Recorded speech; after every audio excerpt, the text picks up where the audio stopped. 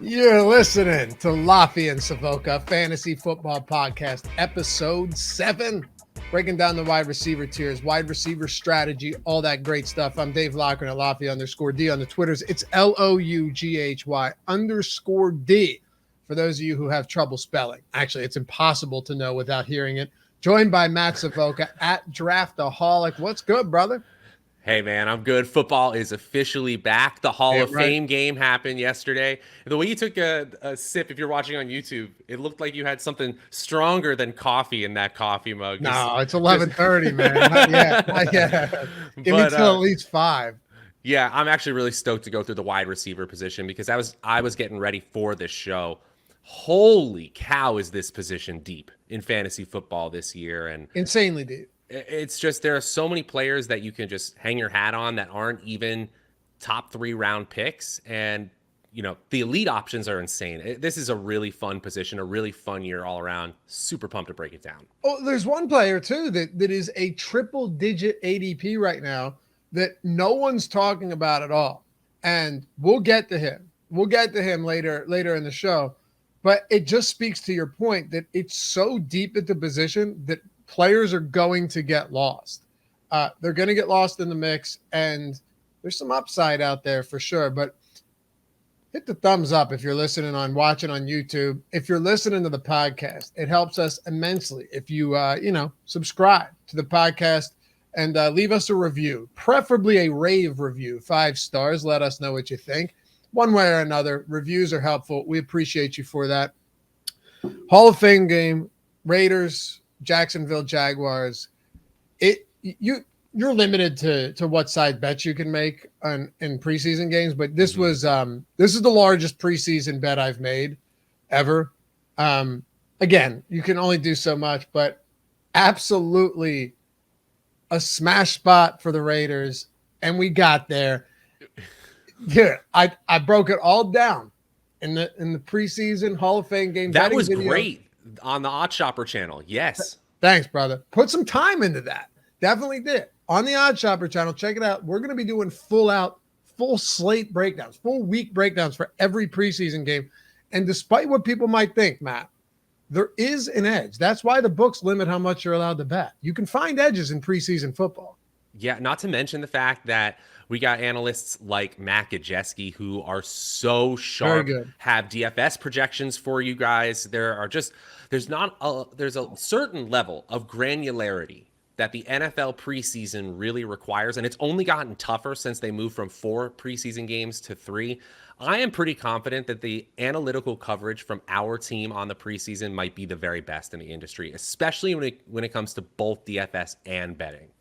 Be honest, I watched some other videos for preseason betting, and not great, Bob. But yeah, Gajeski's his DFS analysis is off the charts good. So it's in the books. There's not much to take away from it. Doug Peterson doesn't care about the preseason. Very obvious. We knew that. He didn't start Lawrence Etienne. Even CJ Beathard was out. James Robinson's still out. Christian Kirk didn't play. Go down the list. It doesn't matter. And then you got a little bit of work from some of the guys starting. The only thing that did interest me was, did you see Abdullah and Kenyon Drake were actually mixed in together? And I believe we saw Abdullah before we saw Drake. So that was the only thing. Maybe, is Amir Abdullah actually going to have a role this year? And that's all I really took away from it. It's hard to get much else. I think the committee is in the backfield in Las Vegas. And Josh Jacobs playing so far into the first quarter of the Hall of Fame game is a red flag. It's a red flag because this is a player who had first-round draft capital, didn't get his 5th-year option picked up, and now playing significant minutes in an early August game. That is not someone I'm spending. Maybe the 9th round now, I'll take him, but this is scary for me.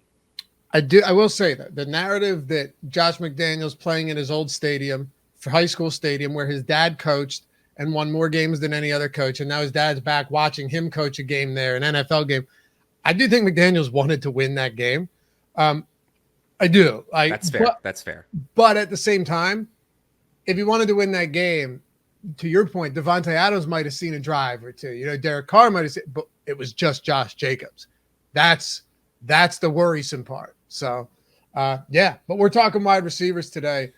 And we're going to go by tiers, essentially our own tiers, Matt's tiers. It starts with Cooper Kupp though at the top, and it's not even as much about Kupp now and Allen Robinson as it is about this, shall I say, alarming news when it comes to Matthew Stafford and the elbow pain, which Sean McVay referred to as unusual. He actually said he said it's a little unusual, but still. And then he said it's what you'd see in a pitcher, not UCL like Tommy John type shit. I looked into that, but yeah, I did too. Severe tendonitis, Matt. Oh, this is bad. This sounds like it causes pain and consistent pain, but doesn't necessarily cause more strain on the elbow. That is my very non-doctor opinion of this situation, which means non-doctor. I like that. My non-doctor opinion. That's the adjective we're all looking for. Non-medical opinion. It's, they were showing videos of him throwing bombs to Tutu Atwell in practice yesterday. We're recording this on Friday. I mean, look, it's August 5th right now. Could this flare up improve in a month? Absolutely. Is this going away? It doesn't really sound like it. And I'll tell you what, if Allen Robinson finally gets his good offense and his good quarterback, and then his good quarterback gets put on the shelf for John Walford, I mean, we got to start talking about a cursed player or something, because this is just ridiculous. Needless to say, this team, if Stafford has any sort of lingering issues, or if it turns into one of those Ben Roethlisberger 2019 situations where he goes out for a game or two and he's like, nope, we got to shut this down, I need surgery, they should consider Jimmy Garoppolo, because this is a Super Bowl roster that needs a quarterback, a competent quarterback. Dude, that's an interesting point. They can't have John Walford as their QB1. No, you can't. That's an interesting point. Garoppolo would be a killer backup if you needed him. But I guess the question I have for you, because we're here to provide insight, information, analysis to the people, and get us thinking too, right? Like I'm very much open to having my mind changed. I'm gonna have a sign. I'm gonna have the change my mind sign right in front of my desk. But what stands out to me though is, as good as Cooper Kupp had as a season, 1,947 yards, 16 touchdowns, immense amount, led the league in targets inside the 10 and inside the 20, everything, right? Spectacular. The issue I have is, if this is a real concern with Matthew Stafford, can you not just look at some of the other players around, whether, say it's your third pick or whatever, or second pick, Cooper Kupp or McCaffrey. Of course, you can get into the injury concerns there. Yeah. But the wide receiver position in the first round from Jefferson and Chase, how much of a drop-off do you really see among Jefferson and Chase when it comes to them being behind Cooper Kupp, if this Stafford thing actually is an issue we should be worried about? They're really not far behind. That's how I see it too. There are a lot of sharp players who have Justin Jefferson or Jamar Chase ahead of Cooper Kupp this year. I mean, Cooper Kupp being as good as he was last year means that he is on some sort of even elite for Hall of Fame level receivers trajectory. Is he that good? I don't know if we're there yet. I think that's the bottom line. With Justin Jefferson and Jamar Chase, I actually think we'd be more in on them if they didn't have such talented teammates, Adam Thielen in Minnesota and T. Higgins in Cincinnati. And I just want to say, the amount of certainty for these top tier receivers, and I'll increase the pool of players a little bit, has actually dwindled because of the changing of teams or because of talented teammates. There are going to be weeks where Adam Thielen outscores Justin Jefferson if they're both healthy. There are going to be weeks where T. Higgins outscores Jamar Chase. I even think there's going to be weeks where Allen Robinson outscores Cooper Kupp. Devontae Adams is on a new team. CeeDee Lamb is in a new number one role for Dallas. Mike Evans even has a new wide receiver core. The player I'm leaving out in this first round area that has all the continuity in the world and nothing but positive, it's Stefon Diggs. And I think we are actually underrating him as a late first round pick this year. I think he's one of the safest fantasy football picks you can take in round one. Over Jefferson or over Chase? I'm going to say to the point where I get it if you do it. I will take Stefon Diggs in the mid first round. I know there's running back fever in a ton of drafts. You know your draft room better than I do. But just think about this logically. There's a natural volatility, a weekly volatility of all these positions. I'm not saying Justin Jefferson and Jamar Chase aren't two of the most premier talented players in the entire NFL. I'm just saying that the volatility, because of their talented teammates, indicates to me that we might be overrating them as first round picks, whereas Diggs is going to be the favorite to be the target leader, the clear target leader on his team every single week. Natural volatility is still there for him, but situation just a little bit better, a little bit more clear and consistent for me. Want to hear something crazy too about how hard it is to repeat seasons like we saw from Cooper Kupp? All right.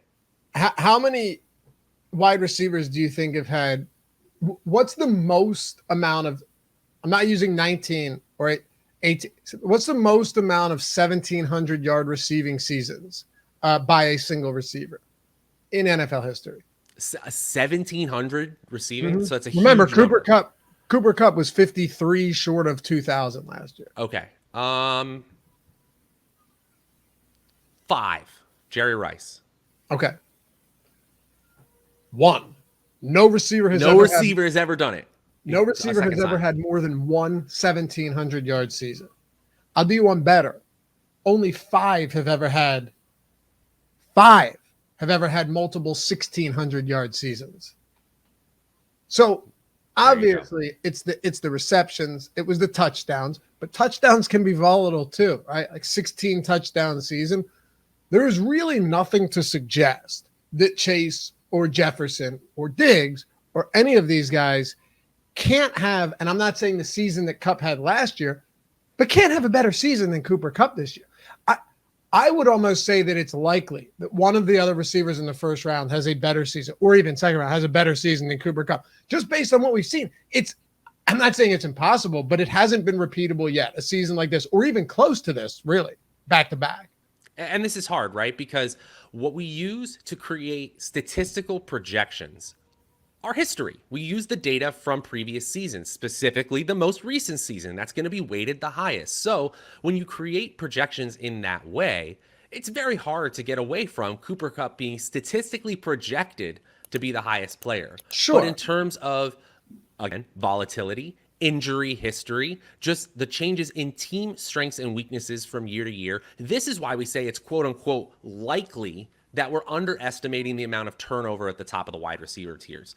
I really think what that means for me is I'm taking these wide receivers when they fall at or below ADP in most drafts. Again, not only is the most drafts I'm in running back heavy in the first 3 rounds, but I also feel like we are underestimating, or I should say overestimating, our certainty with the way this tier falls out. And talk about tier 2B is what I call it. You know, this second, third round tier, we don't even know how to parse this out, and they're all super talented. CeeDee Lamb, Deebo Samuel, Mike Evans, who I realized just walked off with a hamstring injury as we're recording this.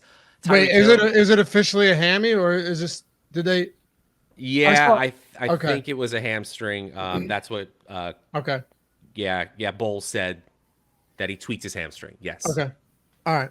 Yeah, we talk second tier here. Last thing on Cooper Kupp, it's simple. I only say that, and to put it in context, because of the Matthew Stafford thing.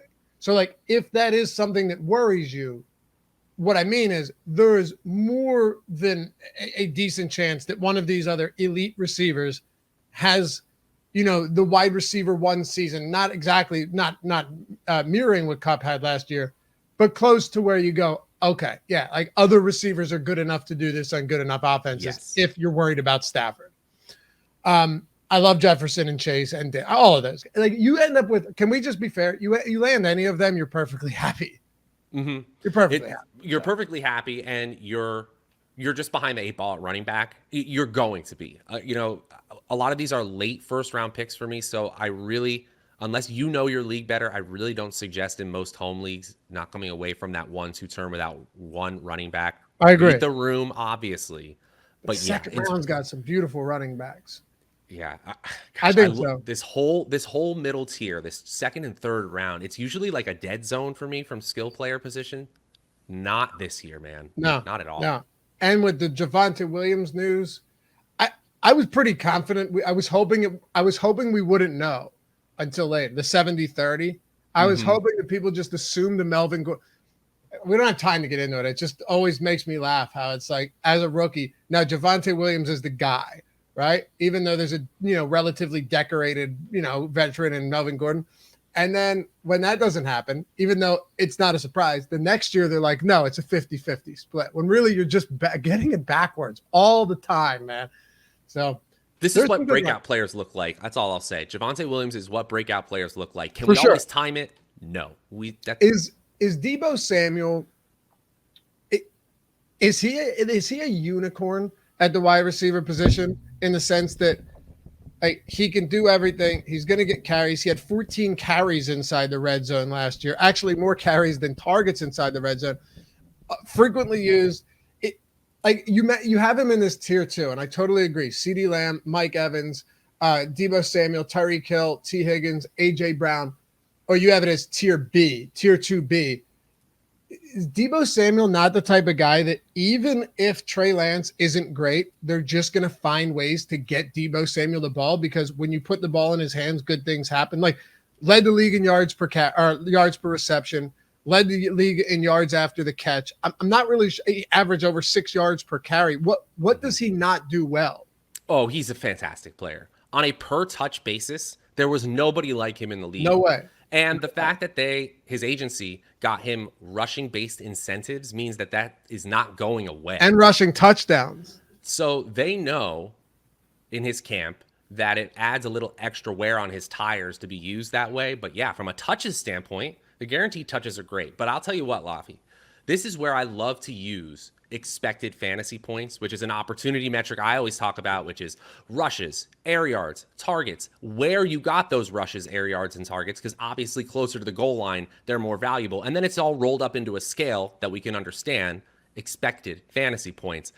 And Deebo Samuel, let me tell you what, he rates out in half PPR outside the top 30 in expected fantasy points per game. Now, in fantasy points over expected, no one in the league was better. 6 points over expected means, like, are we calibrating the model correctly level efficiency? Yeah. This is like where the data nerds go, like, what do we do now? The easiest answer is there's almost no way he is 6 points over expectation per week again next year. So he's actually one of the toughest players for me to evaluate. That said, 6 points also means you're very, very good at football. Those are the types of players you want to bet on in fantasy football. Players who can score a lot because they're #good. Samuel is an enigma.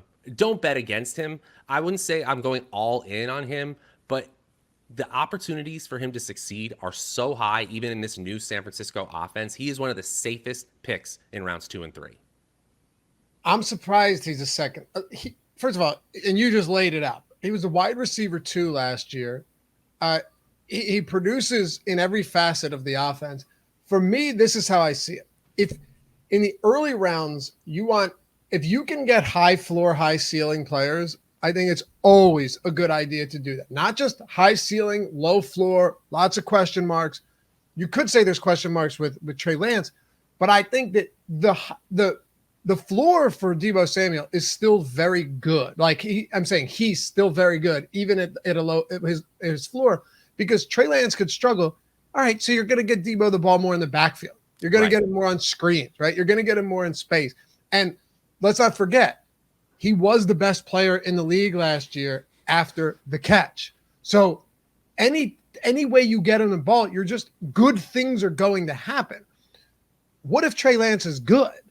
Then it means like you could be looking at the wide receiver 1 this year. So that's why I get very excited about a player like that, because barring injury, the floor is so high, but the ceiling is unknown as well, but also high, as we saw last year. In 2018, if we were doing the show in 2018, we would have said the same exact thing about Tyreek Hill in Kansas City. Hey, I'm nervous about this hyper-efficient player, super speedster. I think he's going to be a Pro Bowler for a long time, but they've got this new quarterback who's a gunslinger. We're not sure what he's going to look like.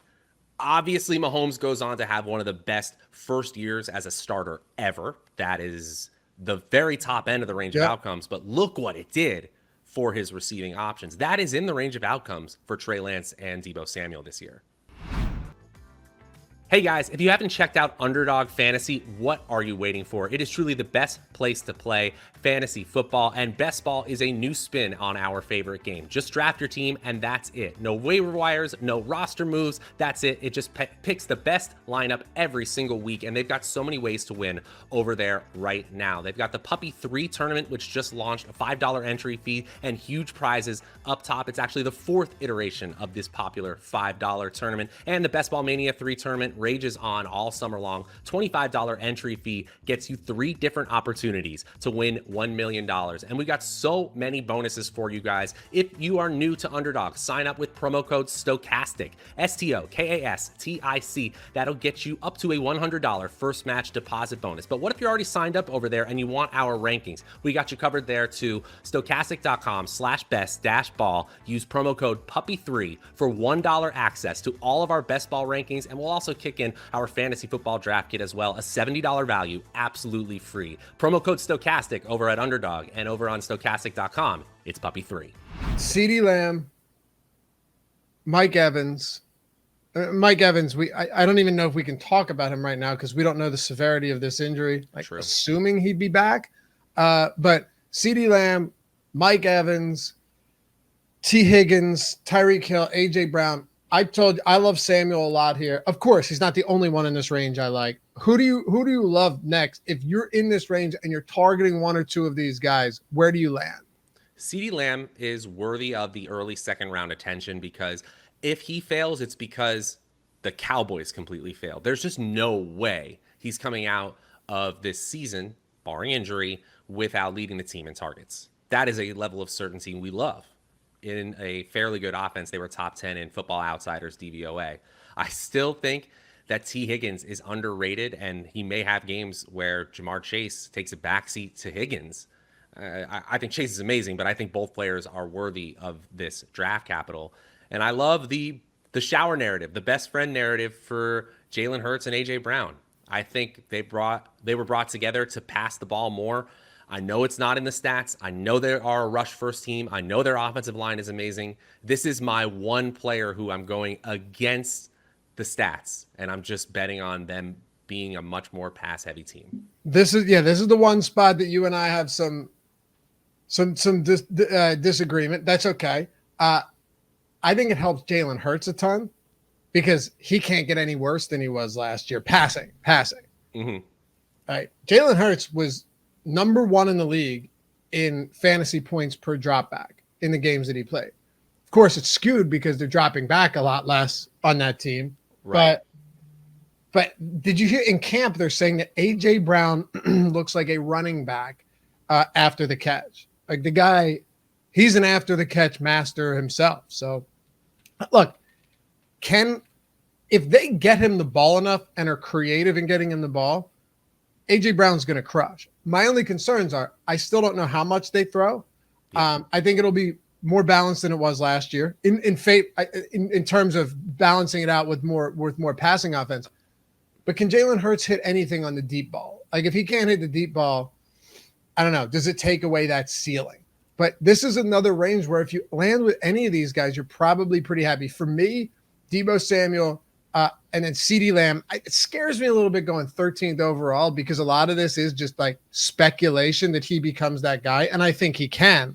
But we saw Deebo Samuel do it last year, so yeah. He's my top guy in this range. The one thing I will say is even in a rush first Tennessee offense last year, in terms of expected fantasy points, AJ Green had more expected fantasy points per game than Deebo Samuel last year. AJ Green or AJ Brown? AJ Brown. I was going to say. I was like, what year am I in? AJ Brown. Yeah, AJ Brown outpaced Deebo Samuel in opportunity, not in efficiency so much. Yeah, that's a good point. Honestly, this tier of wide receiver is one that I think if your league has any specific lineup constraints or is a super flex league, you often see this tier of wide receiver drop in value because other areas are getting propped up, like in a tight end premium or something like that, that's when I'm really interested in this mid tier. That said, if any of them fall below ADP, just pounce. They're all great players. Hit that thumbs up too if you haven't done so. You're watching on the YouTube. Subscribe to the channel. Leave a comment down below. Read and respond to all of them. And of course, a review, a rating, all that fun stuff. If you're doing this in podcast form, we welcome all of you. Let's talk about some of these mid-tier receivers. Michael Pittman, Keenan Allen, DJ Moore, Mike Williams. Again, what a deep position. Like, it's such, and this is why I think, to your point earlier, like, yeah, you want to get a running back in one of the first 2 rounds, because receiver, while it does thin out, I mean, I'm gonna lump some other guys into this too, with like the second part of tier 3, because Courtland Sutton could end up being tier 1 this year for all we know. He's in there. Jalen Waddle, Terry McLaurin. As crazy as it sounds, Wentz is probably the best quarterback he's played with outside of half a game with Ryan Fitzpatrick before he gets injured. Allen Robinson, Gabriel Davis, Jerry Jeudy, Deontay Johnson, Brandon Cooks. I don't think all of those guys are in the, like, I would put Courtland Sutton in that 3A before I'd put him in 3B. That's just how much I like Courtland Sutton this year. Yeah, and with the unfortunate injury to Tim Patrick as well, it just solidifies the route share and target share for both Courtland Sutton and Jerry Jeudy within this offense. I think this is the part of the wide receiver tier where you need to think about your draft strategy. Who did you draft already at this point in the draft? Because if you took 2 running backs, there are a ton of players here who will provide that safety, that floor, that double-digit wide receiver 1 performance you need. But there are other players like Courtland Sutton who are worth betting on because they could be players we're picking in the mid-tier of round 1 next year. Sutton is absolutely one of those players for me. I think he's probably the best option if you're looking for number 1 overall upside. I know Gabe Davis has crept his way into this tier in best ball drafts. In home leagues, I think he's still like a 7th and 8th round pick. And then you've got players like Mike Williams, who we've been waiting for years to take that next step, as well as Michael Pittman, who's going a little bit higher. But then there's that safety, that security, that consistency in this tier that you're probably not getting the wide receiver 1. But if you went running back heavy or took a tight end in there, man, this is where the position, you feel its depth. Keenan Allen, even players like Brandon Cooks at the end of this, Allen Robinson as well, assuming Stafford is okay. Just talk about probability of getting 12 points in a half PPR league. The probability of that shoots way down after this tier. Come out of this tier with at least 1 wide receiver on your team, because these players all have the floor and ceiling combo we really need to be a capable starter every single week. No doubt. And I'm going to...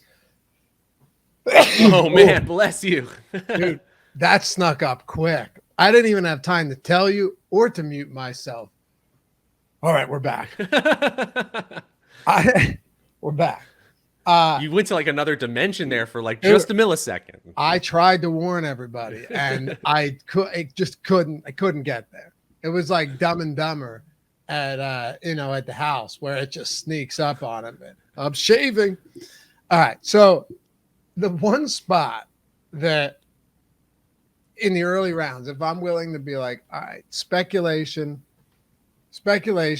but I'm willing to take this risk.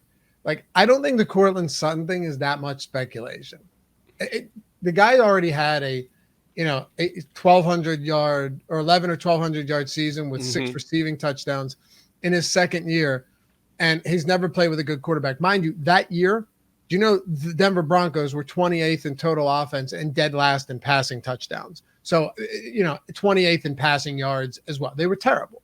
The twilight of Joe Flacco's career, and then it was, forget who else it was. Drew Lock, Brandon Allen. Lock, I think, yeah. Yeah.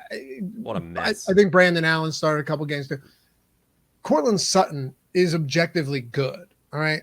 He is. I'm not too worried about that. We already saw that. Now he's another year removed from the ACL, and he's got Russell Wilson. That's okay.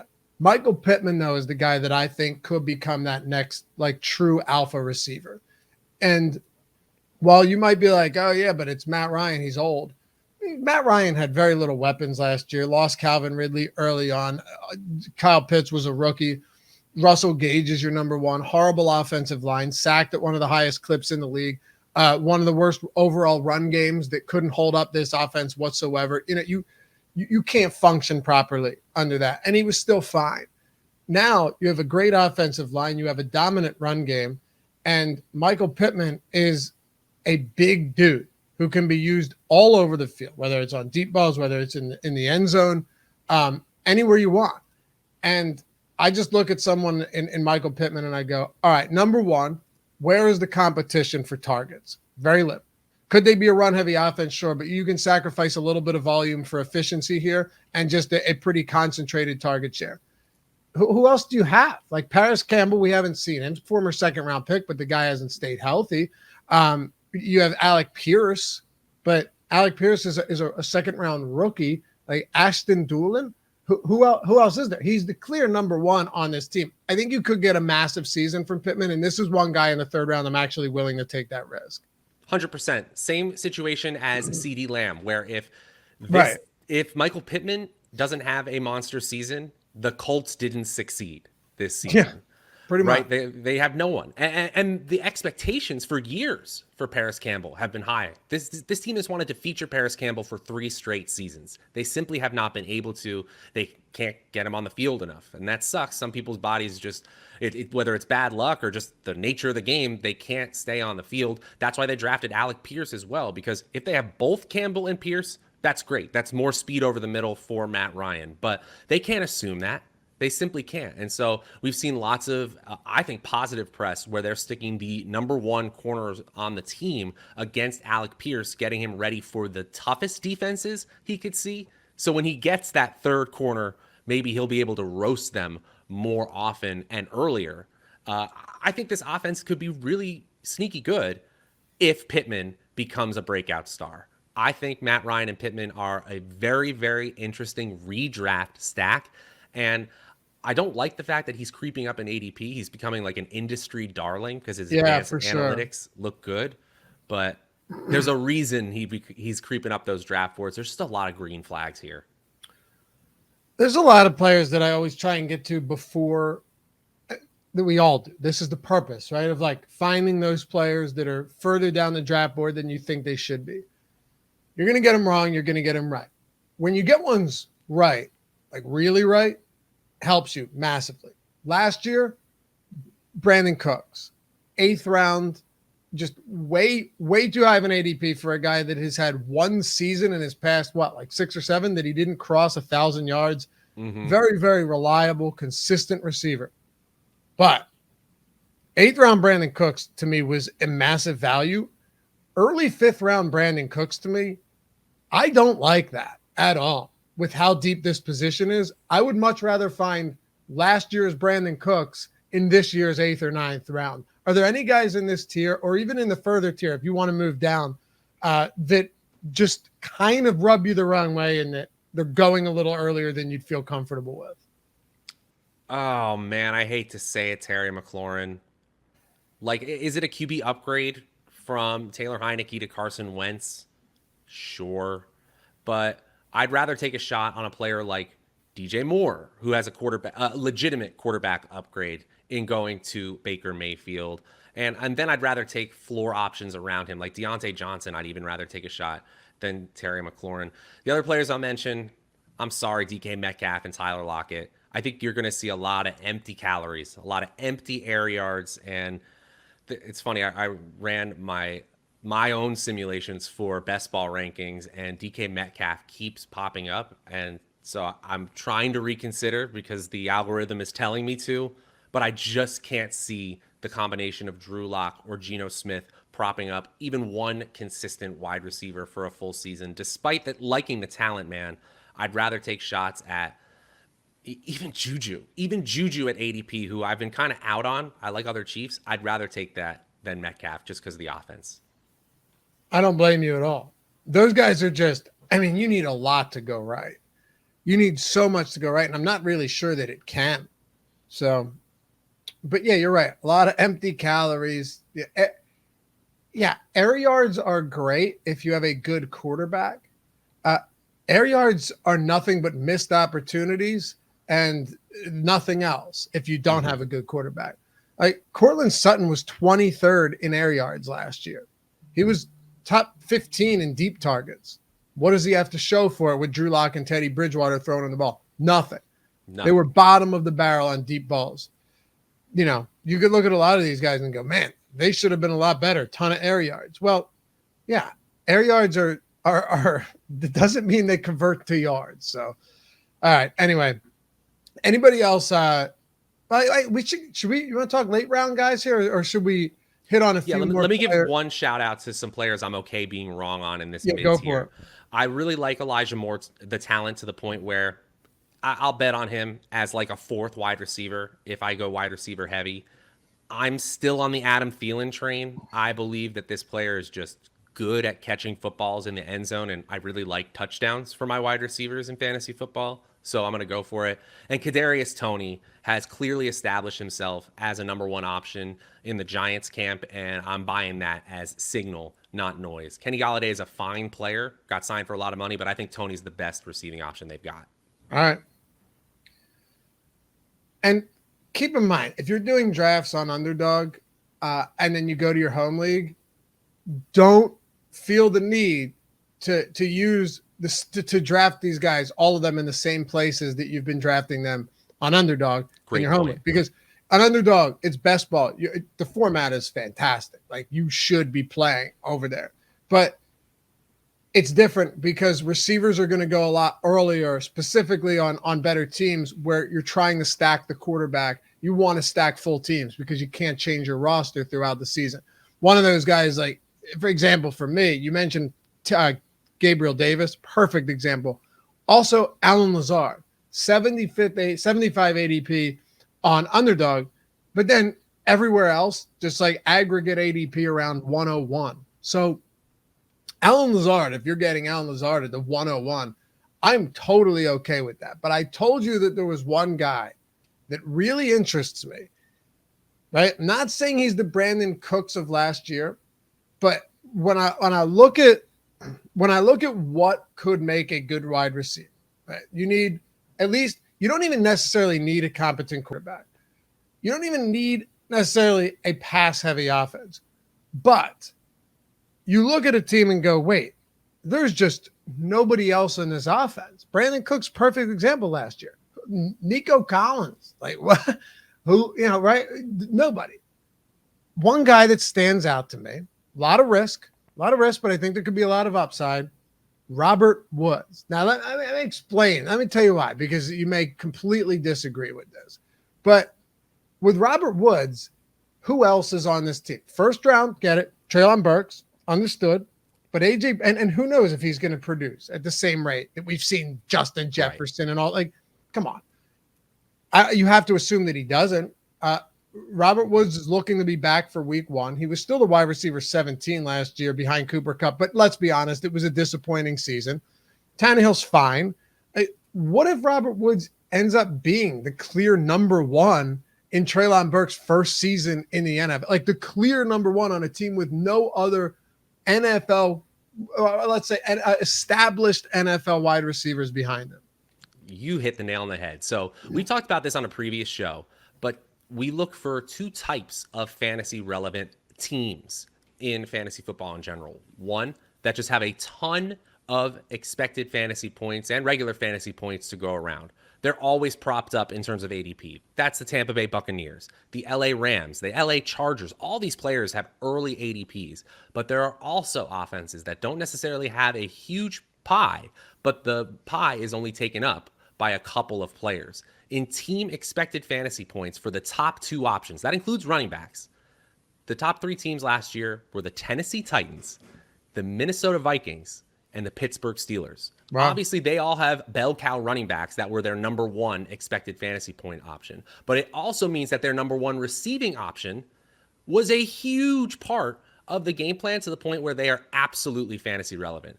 In best ball, I've been taking a lot of shots on Treylon Burks for this exact reason, but the logic still applies to Robert Woods. You talked about him being a top 12 wide receiver before getting hurt. The talent is there, and he's already practicing, that is a really, really interesting bet, especially outside the top 100 players. You could be getting a clear-cut top 12 player at the position by the time all is said and done. And it's not like Houston was a pass-heavy offense last year. You would think, because they weren't good that they were, but they were 14th in run play percentage. Of course, Tennessee is going to run more than Houston. I'm not saying that. But it's not like going from Tampa Bay, where all they do is pass, to the Eagles or to Tennessee. It's not as dramatic as you think. Maybe he ends up being the number one. And this is all it is for me, man. Late 9th round, I'll take a shot late 9th round, especially if you went running back heavy early on. Are there any of these guys for you that is more so, say you went running back heavy, maybe, or you're just really looking to bolster the wide receiver position? We get into some of these late round receivers. There's still a lot of really interesting, somewhat speculative options on the board. Yeah, I'm categorizing these late rounders into 2 tiers. One is they're never going to be the number 1 option, but they're in a great situation. And 2, a sneaky chance of being the number 1 option. So players that fall into the former category who are in this tier 4, Hunter Renfrow, Brandon Ayuk, Rondale Moore. Those players, really, are they going to be the number 1 option on their team with the players that they have around them? No, they're really just not. Chase Claypool falls into this. Tyler Boyd as well. Russell Gage. There's just a ton of wide receiver 3s on quality teams that if I feel really good about my early round wide receivers, go ahead and add them on as your second to last or last wide receiver. But if you're looking for that sneaky upside, there are players out there, man. Kenny Golladay, for me, is another one where if he became the number 1 option, I believe Tony has the inside track, but wouldn't surprise me. Garrett Wilson. I already said I like Elijah Moore, but if you told me Garrett Wilson at the end of the year was the number 1 option, no one is surprised.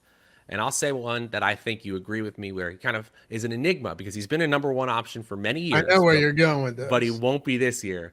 It's Julio Jones, man. Yeah. I don't care that he's the 4th option in Tampa Bay. I'm taking it. Neither do I. I mean, is Antonio Brown not, in a sense, I'm not talking about off the field, but is he not kind of like the perfect, is he not kind of the perfect comparison or proxy for Julio Jones? If you just look at, like, if you stay, and of course Antonio Brown missed games because he wasn't healthy either, but he played 7 games last year. Okay. And let's not forget, only 5 of them from start to finish. In those games, he was still the wide in half point per half PPR. He was still the wide receiver 7 in fantasy points per game. What, 7?